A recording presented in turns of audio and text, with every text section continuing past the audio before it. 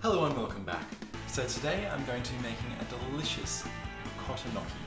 And with this gnocchi I'm going to make a really nice pea and pancetta sauce. It's a very simple but packed full of flavour. Okay, so I'm going to start here in front of me with the gnocchi itself. I have 3/4 of a cup of just plain flour. And to that I'm just going to add some salt and pepper to start. And I also have 1 whole egg and 1 egg yolk. So I'm just going to mix this together. And with this, I'm just going to create a little kind of well in the center. Pour my egg in, my egg mixture. And then simply on top of that, I'm going to add 250 grams of ricotta.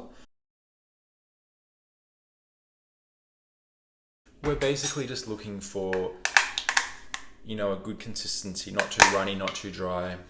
So if you do get the measurements slightly incorrect, you can compensate with a little bit of water or milk or a little bit more flour if it's too dry. So yeah, I'm just going to scoop this in. And this doesn't need to be worked as much like pasta, or mostly just needs to be combined. The ricotta keeps it nice and moist and nice and fluffy without it getting too hard. And once it's a bit combined, I will add our last ingredient, which is of course the 1/2 cup of parmesan. Now I have freshly grated this, but you could just get some store-bought pre-grated, but obviously grating it yourself is a bit nicer. It's going to put it all in like that. And this again will give a lot of delicious flavour to the gnocchi. Okay, so this looks nicely combined. I'm just going to get a little bit more plain flour and put this just slightly over my bench. And I'm just going to tip this out. So generally it is optional, but it is better to actually use, it doesn't matter for the dusting, but for the 3/4 of a cup of flour, it's actually better to often use 00 flour. But I know that's not necessarily available to everyone. And a lot of recipes will just say to use normal flour, which is fine, but 00 flour is extra finely ground. So it'll be a bit nice, a bit, you know, better texture. But again, it's up to you if you can be bothered or not. Okay, so I've got this mixture now out. And it is a little bit wet still, so I might just add a bit more flour on top. It's really very forgiving, I find, so I wouldn't really worry too much about it. If it's a little wet or if it's maybe a little bit dry, as long as it's sticking together. It's actually, ricotta gnocchi is much easier to make and to deal with than potato gnocchi. Potato gnocchi is more likely to kind of fall apart and get dry. Okay, so now I've got my bowl of dough. I'm going to give my hands a really quick wash, and then I'm going to put a pot of boiling water on with some salt. So they basically just get boiled for about a minute. They'll float to the top, and then I saute them in some butter. But we'll get to that later. So once your pot's on to boil, what you want to do next is grab this bowl of dough and turn it into little sausages. So you could just split it in half, kind of do a bit of a roll out, move it with your hands. Again, it's very pliable, easy to move this dough, easy to mold. Just go a bit of a roll, about to the size of like just a normal thinnish sausage. Again, it's completely up to you what the size of the gnocchi you want. It all tastes the same. This looks pretty good. So now what I'm going to do, I'm going to grab my knife and just cut each piece out. Just like so. So again, very easy to cut. Kind of just cut down and push to the side. And that is the first set of gnocchi done. Okay, so now I'm going to repeat that with my other bit of dough. Here we go. And so some people like to shape their gnocchi and put grooves in, do all sorts of things. I don't particularly care so much, I'll just pop them in as is.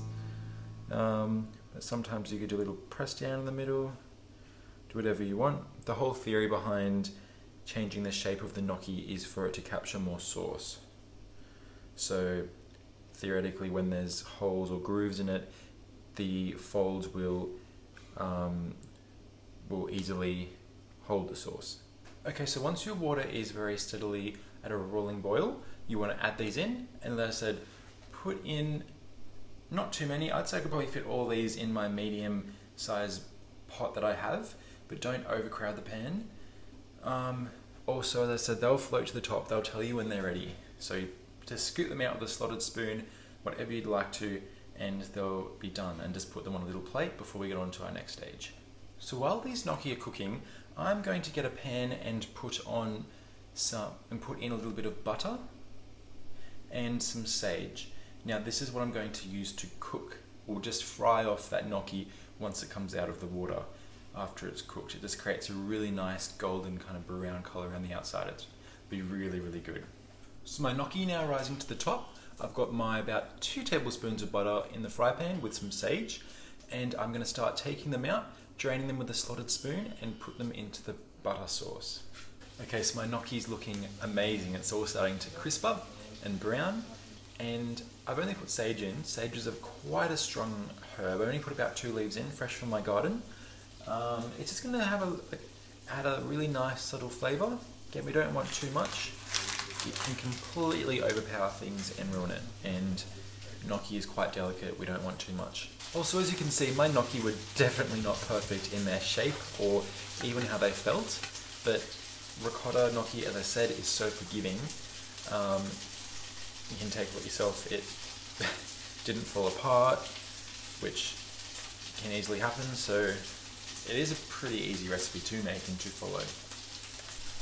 Now we could stop here, as basically we've just made a gnocchi with burnt butter and sage sauce, but as I said at the start, I'm going to take it a bit further. Still very simple, and it will be delicious.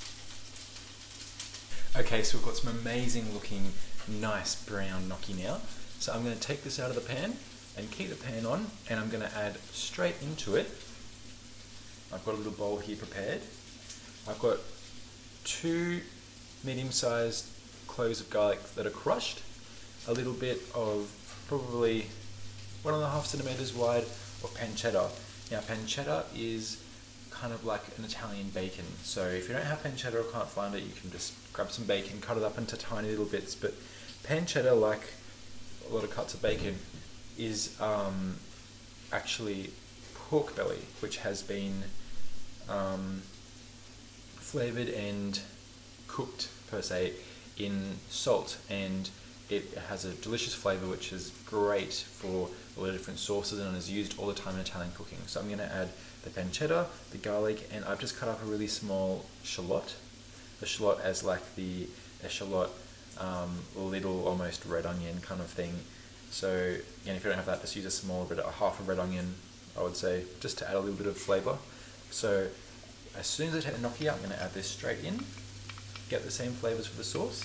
So you shouldn't really need to add any oil because the pancetta itself is has some fat in it, so the fat's supposed to render down and create a lovely cooking oil. Also, there could be a little bit of butter and sauce left in the pan from the gnocchi. So once that's been cooked down for a couple of minutes, I'm going to add in some mushrooms and just saute them down. If it gets a little bit too dry, you can add a little bit of oil here, depending if you've used pancetta or how much you have used. So I've just got some pre-cut mushrooms here that I'll add straight in. Okay, so my mushrooms are sauteing nicely. I've got a little bit of fresh thyme here that I'm going to add just to again perk up the flavour. And once I'm happily cooked my mushrooms, I'm going to add about half a cup of frozen peas in. Now these are already cooked, so they don't need to cook for long. In there they just need to reheat and pick up some flavour. Okay, so everything's looking fantastic. I'm now going to grate in about half a lemon. Now this lemon is just going to completely increase the flavour. It's going to create a really, really great depth of flavour as well. You can use a bit more if you'd like to, but I find half a lemon, or the zest of half a lemon, is plenty. Okay, so it's looking absolutely amazing. I'm going to serve it up onto my plate and shave some parmesan on top just to finish it off. Thank you so much for watching, and I hope you really enjoyed this video and tried it out for yourself. I promise it's nice and easy and tastes amazing. Thank you.